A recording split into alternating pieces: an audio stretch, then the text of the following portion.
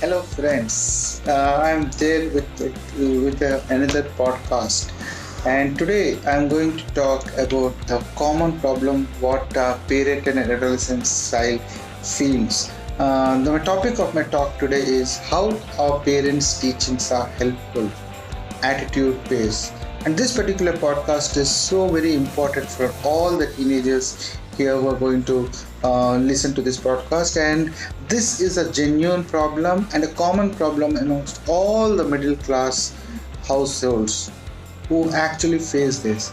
So let me start. Before I start, may I request you to kindly subscribe to my YouTube channel and also don't forget to press the bell button, because that by that you'll be getting the subscriptions, you'll be getting notifications whenever I upload a video. And I frequently upload my videos, and I also try to give some value addition to you.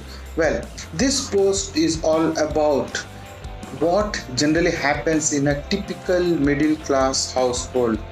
The son didn't like living in his own house.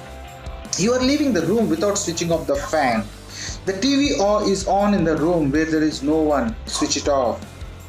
Keep the pen in the stand. It has fallen down.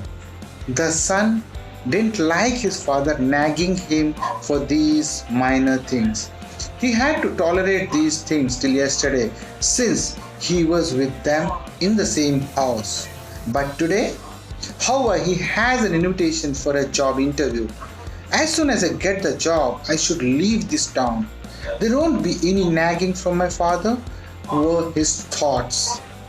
He left for the interview. Answer the questions put to you without any hesitation. Even if you don't know the answer, mention that confidently. Father gave him more money than he actually needed to attend the interview. The son reached the interview center. There was no security outside near the gate.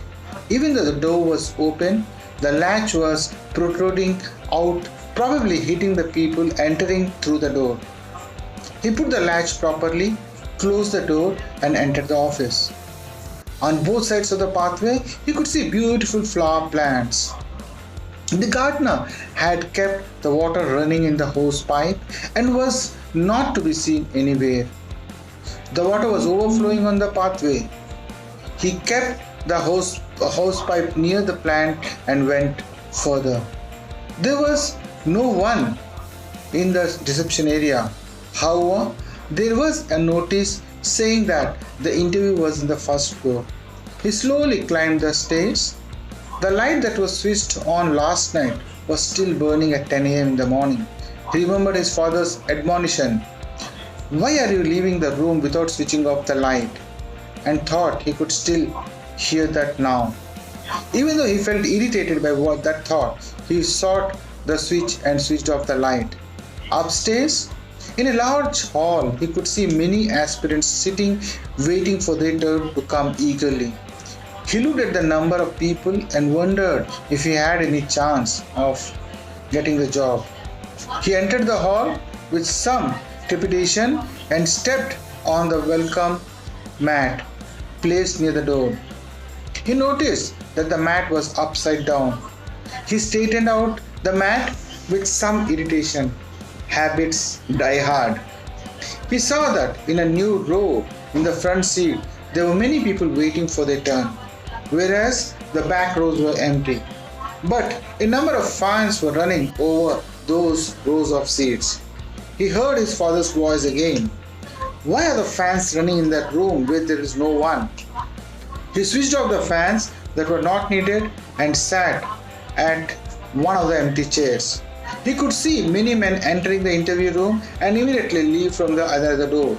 There was thus no way anyone could guess what was actually being asked in the interview. He went and stood before the interviewer with some trepidation and concern. The officer took the certificates from him and without looking at them asked, "When can you join work?" He thought, is this a trick question being asked in the interview? Or is this a signal that I have been offered the job? He was confused. What are you thinking? Asked the boss. We didn't ask anyone any questions here. By asking a few questions, we won't be able to assess the skills of anyone. So, our test was to assess the attitude of the person. We kept certain tests based on the behavior of the candidates and we observed everyone through CCTV. No one who came today did anything to set right the hose pipe, the welcome mat, the uselessly running fans or lights. You are the only one who did that. That's why we have decided to select you for the job, said the boss. He always used to get irritated at his father's discipline and demonstrations. Now he realized that it is only the discipline that has got him the job. His irritation and anger at his father vanished completely. He decided that he would bring his father to his workplace and left for home happily. Whatever a father tells us is only for our bright future. A rock doesn't become a beautiful sculpture if it resists the pain of the chisel chipping it away. For us to become a beautiful sculpture and a human being, we need to chisel out the bad habits and behavior from ourselves. Those are what a father does when he disciplines us.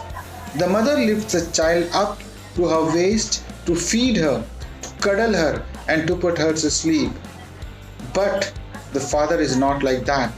He lifts the child up on his shoulders and make her see the child that he couldn't see. We can realize the pain the mother undergoes by listening to her, but the father's pain can be realized only when others tell us about it. Our father is our teacher when we are 5 years old, a villain when we are 20, but a guidepost when he is no more in our midst.